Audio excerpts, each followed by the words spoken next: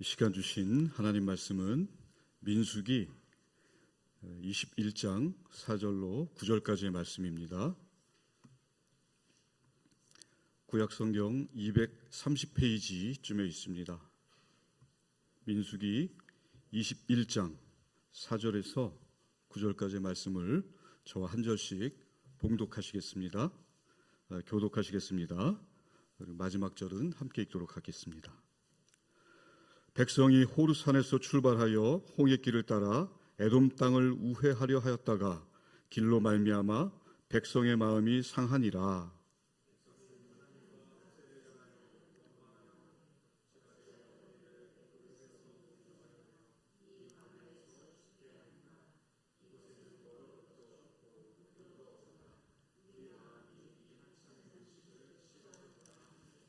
여호와께서 불뱀들을 백성 중에 보내어 백성을 물게 하심으로 이스라엘 백성 중에 죽은 자가 많은지라.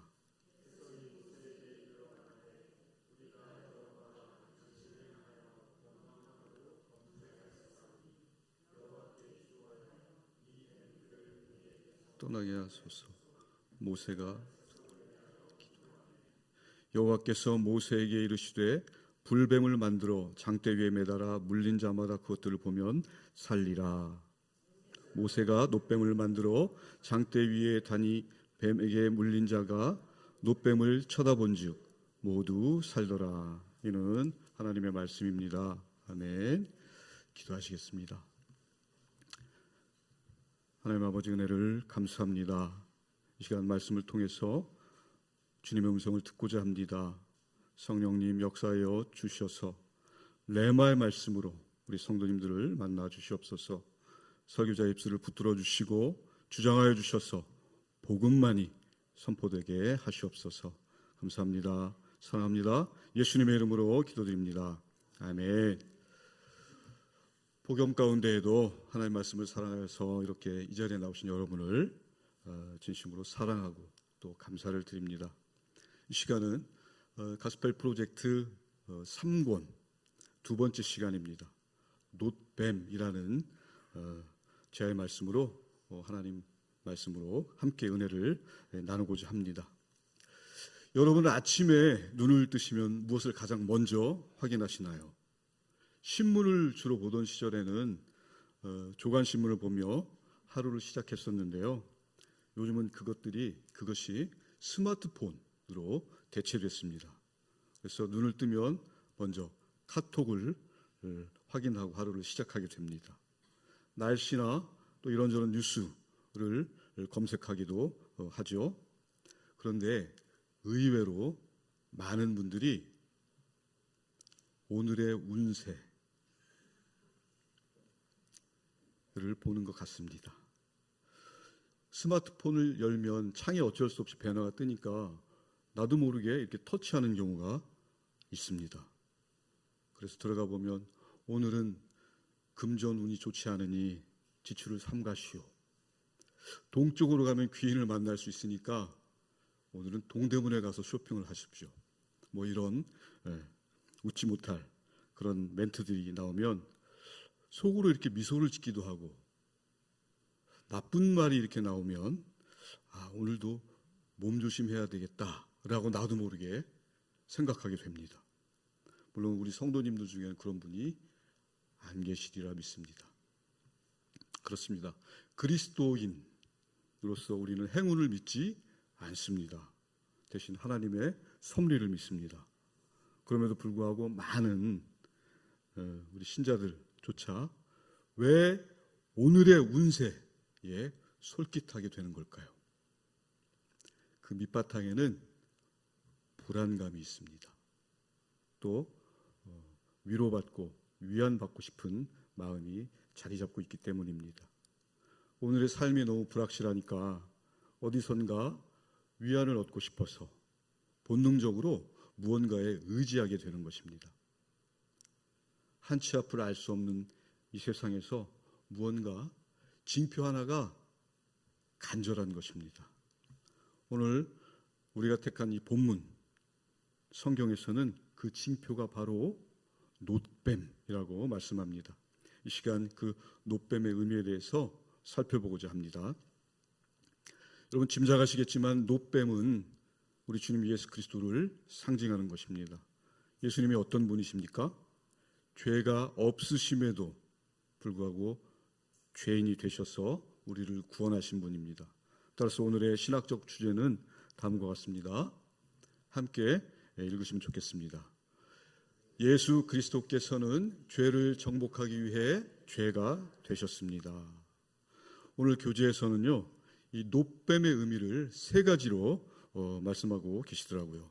자, 첫 번째, 놋뱀은 죄에 대한 징계를 가리킨다라고 되어 있습니다. 함께 읽으셨으면 좋겠습니다.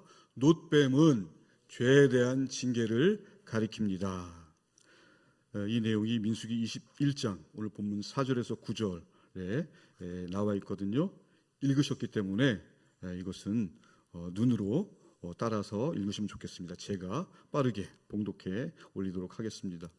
백성이 호르산에서 출발하여 홍해길을 따라 에돔 땅을 우회하려 하였다가 길로 말미암아 백성의 마음이 상하니라. 백성이 하나님과 모세를 향하여 원망하되 어찌하여 우리를 애굽에서 인도해 내어 이 광야에서 죽게 하는가? 이곳에는 먹을 것도 없고 물도 없도다.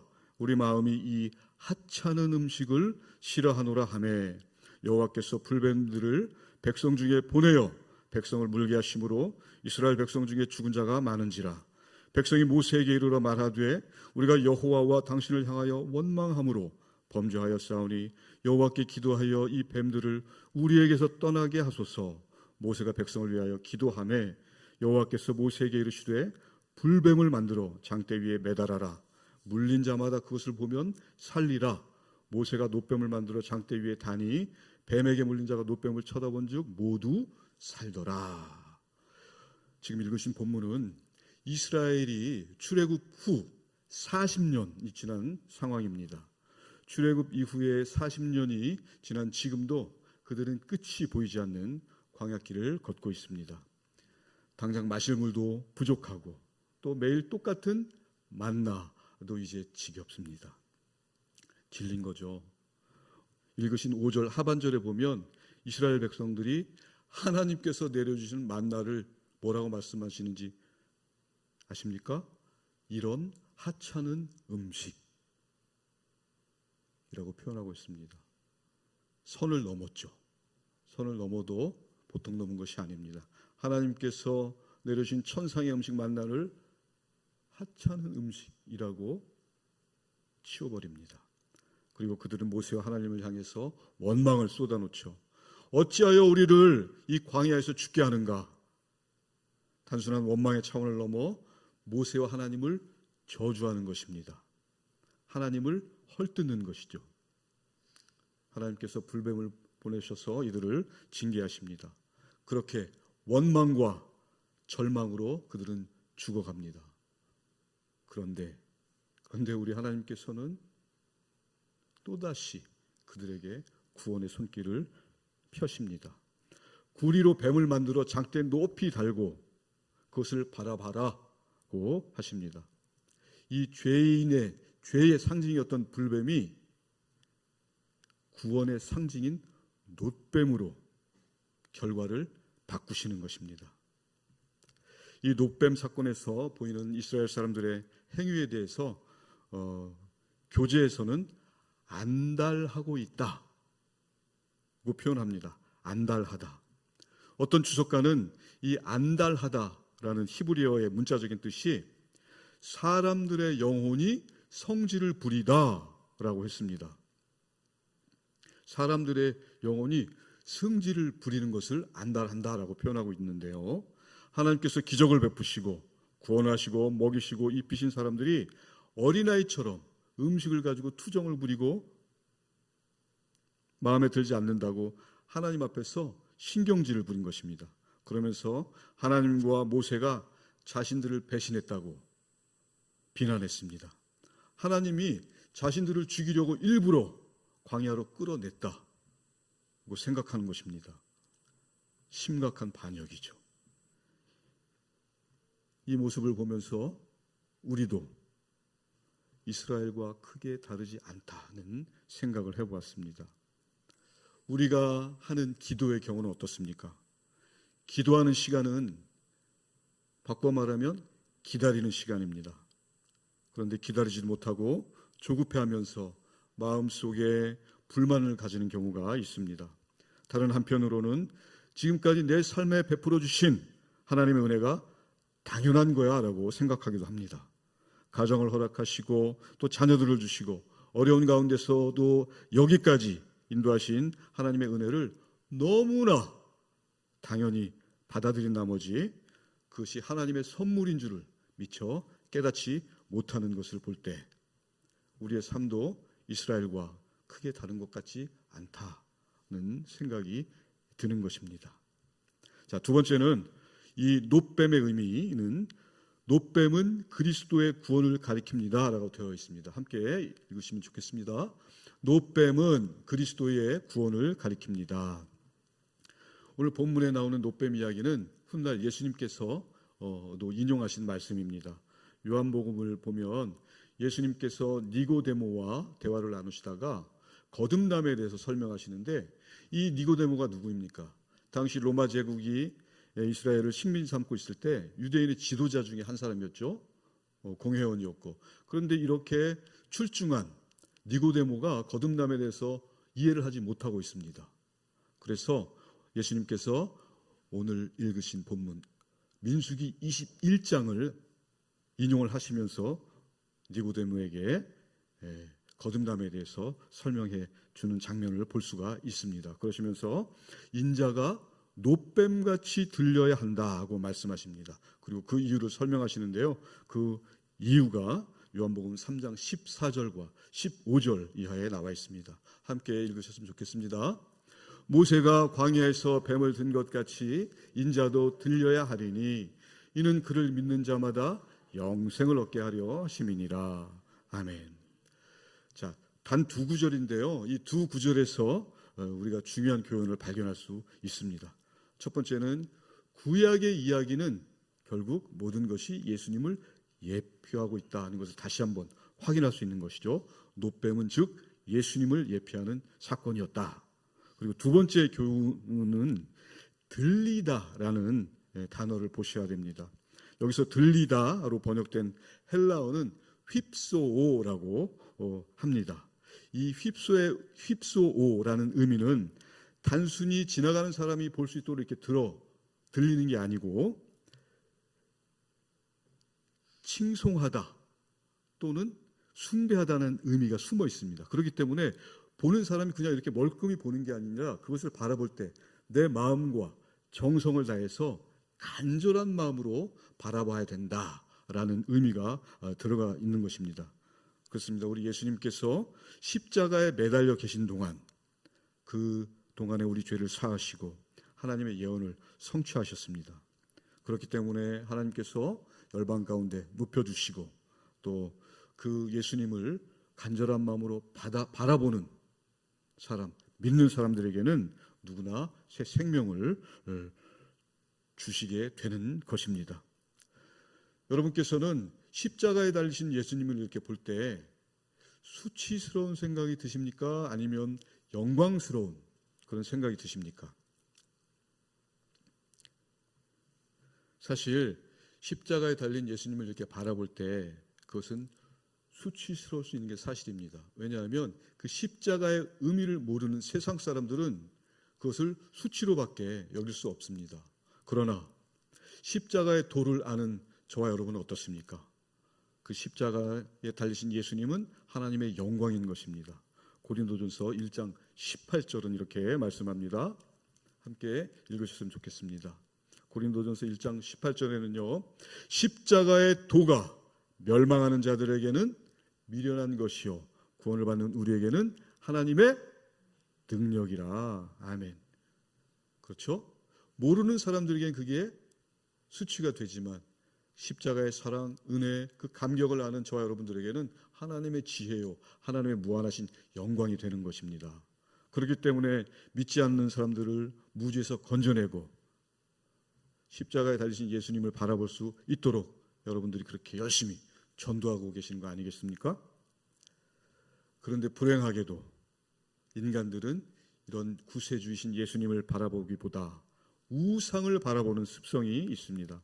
오늘 본문에 놋뱀 사건이 있고 몇백 년이 지난 후에 여러분들 히스기야 왕 아시죠? 히스기야는 의로운 왕이었어요. 그런데 이 히스기야가 우상으로 섬기던 모든 재물들을 전부 제거했잖아요. 이 중에는 모세가 광야에서 사용했던 놋뱀도 있었습니다. 그 말씀이 열왕기 하 18장 4절에 기록되어 있습니다. 함께 읽으시면 좋겠습니다. 아세라 목상을 찍으며 모세가 만들었던 놋뱀을 이스라엘 자손이 이때까지 향하여 분향함으로 그것을 부수고 느후수단이라 일컬었더라. 여기서 느후수단이라는 것은 히브리어로 놋으로 만든 것, 놋으로 만든 물건이라는 뜻입니다. 이스라엘은 이때까지 그 모세가 광야 시절에 사용했던 그 놋뱀을 수백 년이 지난 히스기야 왕 때까지 그것을 예배하고 있었던 것입니다. 여러분, 놋뱀은 모세 시대에만 사용하도록 하나님께서 일시적인 방편으로 사용했던 구원의 도구였습니다. 그 모세 세대 사람들을 위해서만 사용하신 방편이었죠. 그런데 수백 년이 지난 히스기야 시대의 사람들이 그것을 예배하고 있습니다. 하나님을 예배하는 것이 아니라 그 놋으로 만든 것을 예배하는 것입니다. 구원의 주체는 우리 하나님이신데 몇백 년 동안 그들의 말에 의하면 하찮은 그 놋으로 만든 것을 예배하면서 시간을 낭비했던 것입니다. 이런 모습 또한 우리의 모습을 돌아보게 합니다. 여러분, 혹시 성경 말씀을 이렇게 보다가 이 성경책을 너무 중요시해서 혹시라도 성경책 자체를 막 이렇게 숭배하고 계시지는 않습니까? 십자가의 도보다 십자가 형상을 너무 숭배해서 목에 걸고 또 손에 손가락에 끼고 하며 그 십자가 형상을 숭배하지는 않습니까? 물론 성경책은 소중하게 보관하며 읽어야 합니다. 또 십자가상은 우리가 볼 때마다 하나님 사랑을 묵상하는 도구로서 귀하게 여겨야 합니다. 그러나 성경책 자체를 숭배하거나 십자가 형상 자체를 경배하는 것은 또 다른 우상 숭배로 빠지기 쉬운 것입니다. 히스기야 시대의 경우를 보면서 우리 일상에서 알게 모르게 우상 숭배를 하는 것이 있는지 돌아봐야 하겠습니다. 예수님의 이 십자가와 또 광야의 놋뱀 사건은 닮아 있는 듯 보입니다. 그러나 그 구원의 본질은 전혀 다른 것입니다. 여러분, 무엇이 다를까요? 오늘 본문 가운데 드러난 놋뱀은 일시적인 치유를 제공했습니다. 그렇죠? 뱀에 물렸다가 살아난 사람도 시간이 지나면 결국 죽었습니다. 그러나 예수님은 더 큰 목적에 관심이 있으셨죠. 바로 영생입니다.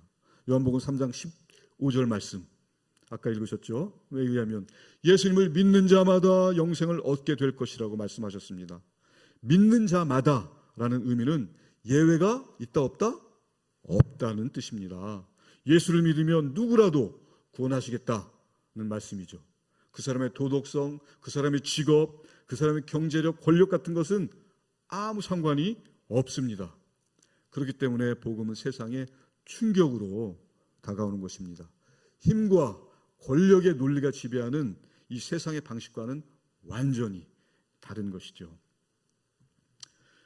저는 제가 어떤 사람인지 잘 압니다. 거울을 볼 때마다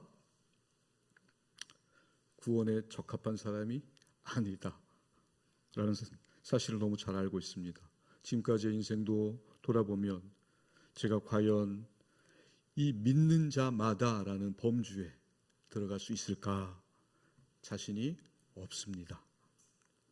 그러나 우리 예수님은 말씀하시죠. 네가 어떤 죄를 지었던 얼마나 의심했던 나는 개의치 않는다. 나는 너를 구원할 것이고 네가 나를 바라보고 믿으면 영생을 주겠다고 하십니다. 여러분, 영생이 무엇일까요? 단순히 시간적으로 이렇게 오래 영원히 사는 것을 말하는 것일까요? 여러분, 영생이 무엇입니까? 예수님께서 이 영생에 대해서 가르쳐 주셨습니다. 요한복음 17장 3절을 함께 읽으셔야 합니다. 읽겠습니다. 영생은 곧 유일하신 참 하나님과 그가 보내신 자 예수 그리스도를 아는 것이니이다. 아멘. 여기서 안다는 것은 교제한다는 것을 말합니다. 교제는 알아야 가능하잖아요. 그것도 쌍방이 서로를 알아야 진정한 교제가 가능합니다. 한쪽만 알고 한쪽만 일방적으로 교제를 원한다면 그것은 스토커, 그렇죠? 범죄가 되는 것입니다. 하나님을 알고 예수님을 안다는 것은 그분과 교제하는 것입니다. 따라서 영생은 하나님과 영원히 교제하는 것이 됩니다. 영생이 뭐라고요? 그렇습니다. 하나님과 영원히 교제하는 것. 다 함께 해볼까요? 하나님과 영원히 교제하는 것. 아멘. 그렇습니다. 예수님을 통해서 저와 여러분은 하나님과 영원히 교제할 수 있게 된 것입니다. 할렐루야. 아멘. 자, 세 번째 마지막입니다. 마지막은 놋뱀은 선교의 기초를 가리킵니다 라고 되어 있습니다. 함께 읽으면 좋겠습니다. 놋뱀은 선교의 기초를 가리킵니다. 자, 이렇게 이제 주님과 교제하게 되면 성도에게는 특권이 생깁니다. 예수 안에서 하나님의 자녀라는 새로운 정체성을 선물받게 됩니다. 그 하나님의 자녀라는 정체성을 내가 확신한다면 절대로 가만히 있지 못합니다. 사람들에게 예수를 전하게 됩니다. 오늘 고린도후서 5장 20절에서 21절을 함께 읽어보겠습니다. 읽겠습니다. 그러므로 우리가 그리스도를 대신하여 사신이 되어 하나님이 우리를 통하여 너희를 권면하시는 것 같이 그리스도를 대신하여 간청하노니 너희는 하나님과 화목하라.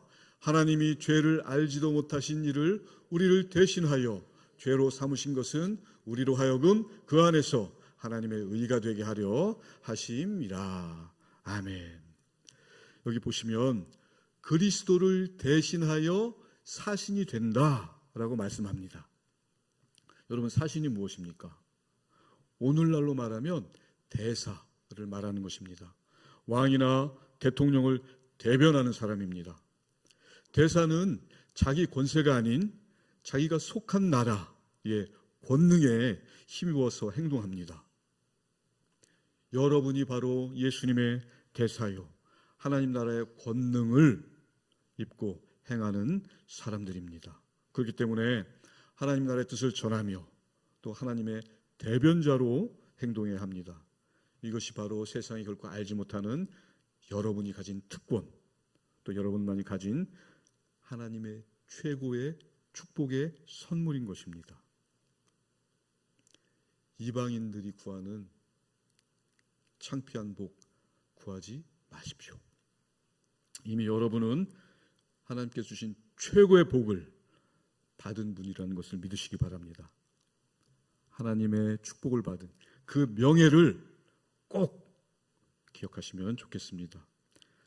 그리하여서 예수님의 대사로서 저와 여러분이 해야 할 일은 하나님 나라에 들어오지 못하는 사람들을 설득하는 것입니다. 여러분, 기독교는 설득의 종교입니다. 강요하지 않습니다. 압제하지 않습니다. 설득합니다. 설명합니다. 길 잃은 사람들에게 소망을 가질 수 있도록 나의 진실된 삶으로 설득하고 또 복음을 설명하며 전하는 저와 여러분이 되시면 좋겠습니다. 사랑하는 여러분, 이제 말씀을 정리하겠습니다. 가진 것이라고는 죄밖에 없는 우리를 위해서 예수님은 우리의 죄를 담당하셨습니다. 그리고 십자가 은혜로 하나님의 영광에 찬송이 되는 지위를 주셨습니다. 예수님의 이 십자가 희생은 단순한 감상적인 감동을 넘어 진실한 사랑을 보여줍니다. 우리는 예수님의 이러한 모습을 제대로 볼 수 있어야 합니다.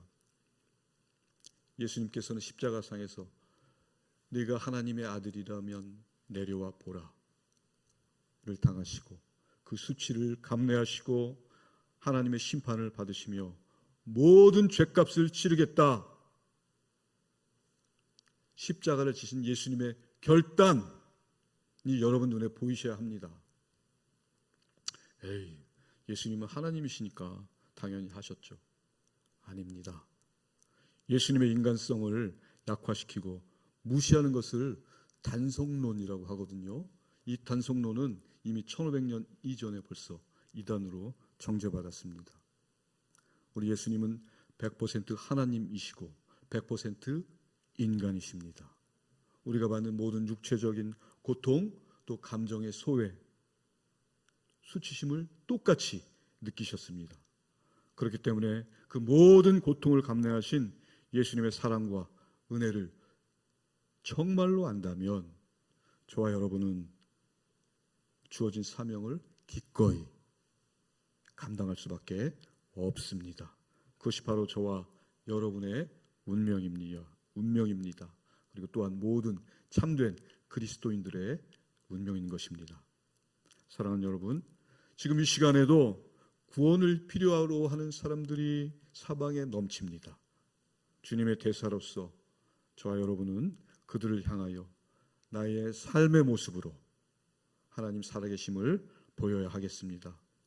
아무쪼록 기회가 될 때마다 나의 진실된 삶으로 십자가 복음을 증거하는 저와 여러분 모두가 되셨으면 좋겠습니다. 아멘. 기도하시겠습니다. 하나님 아버지, 은혜를 감사합니다.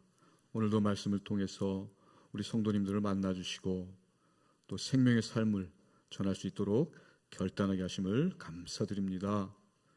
우리 성도님들이 영원한 회복과 치유의 주관자 되시는 예수 그리스도의 제자로서 날마다 하나님 은혜에 감격하며 감사하며 길을 잃고 헤매는 사람들에게 십자가 복음, 십자가 사랑을 전할 수 있도록 우리 주님 인도하여 주시옵소서. 하나님께서 베풀어 주신 은혜를 나의 진실된 삶으로 증거하며 나를 넘어 이웃을 향해 또 열방을 향해 그 사랑이 전해질 수 있도록 사랑하는 우리 신길동교회 모든 성도님들을 사용하여 주시옵소서. 감사합니다. 사랑합니다. 예수님의 이름으로 기도드립니다.